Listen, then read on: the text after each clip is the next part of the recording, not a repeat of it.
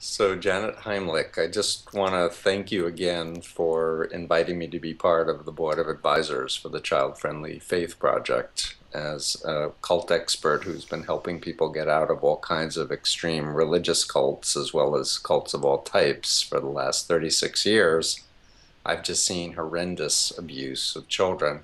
And I so admire you and your work. So, when you invited me, I was eager to say yes. Well, I am really glad that you did. I think it's really important for us as an organization and for the public to have a great understanding of just when some of these abuses, and we should also consider neglect, which is a huge problem, how they manifest themselves in all different kinds of environments where some sort of ideology is driving things. So, whether it is what most people consider to be a cult or even a mainstream religious environment or some kind of cultural group where they're carrying on certain traditions and rituals that might be harmful, either physically or psychologically. It's great that we can kind of bring together our expertises in different areas and have this conversation.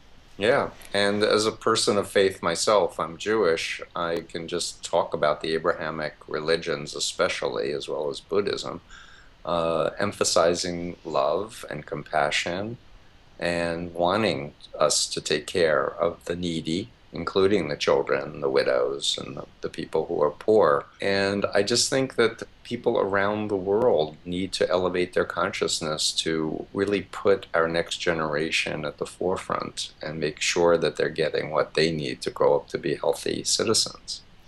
We have a Facebook group that's called the Child Friendly Faith Facebook group. It's a closed group, and what you're speaking of right now was a big topic just this morning, where people from different faiths were talking about, well, what is child-friendly faith? What's sort of the crux of it all? And what a lot of people were discussing and agreeing about is the need for faith doctrines and principles to be basically about love. Mm. And, do we really need these fear based messages that so often are put on children when it's not age appropriate? One thing that I tell folks a lot is that we're not trying to take away anyone's right to practice their faith or carry on traditions that have been going on in their families for generations. But let's just put some thought into whether or not it's going to be healthy for children. Sometimes it's great for kids, and unfortunately, sometimes it's not. All I'm asking is for people to not just assume that because it's been around a long time or it's feeling good for adults, that it's necessarily healthy for children. Right.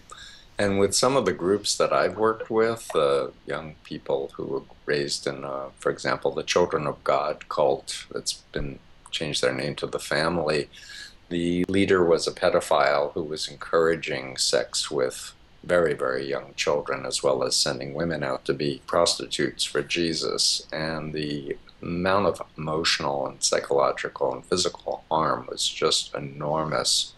Another group I've worked with, Messianic Communities, believes in using a stick to beat children and punishes them if they have any imagination, if they even want to play with a doll, for example.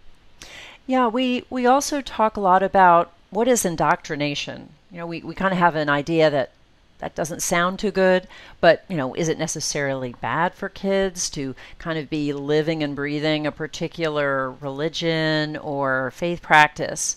And when I was writing my book, Breaking Their Will, Shedding Light on Religious Child Maltreatment, I look specifically at emotional and psychological forms of maltreatment, whether it's psychologically abusive or neglectful. Mhm. One of them is exploiting. It's a clinically accepted form of emotional abuse where an adult is kind of living their life through a child. Well, when you see people who are so emphatic about their belief system that they are kind of forcing children to um, live and breathe it also, it is a form of exploiting. It is emotionally abusive. And I think just having a better understanding of what is psychological maltreatment. When do you cross the line into abuse and neglect? And that's one thing that we as an organization, the Child Friendly Faith Project, want to start doing is educating people about what is abuse and neglect and how can we talk about those things in a context that doesn't sound threatening to people who find their faith to be very important to their lives. And I know that on your board, both your board of directors as well as your board of advisors, you have members who are representatives of different faith communities and seek to, have them at the forefront of helping others elevate their understanding of what's going to be beneficial to raise healthy children.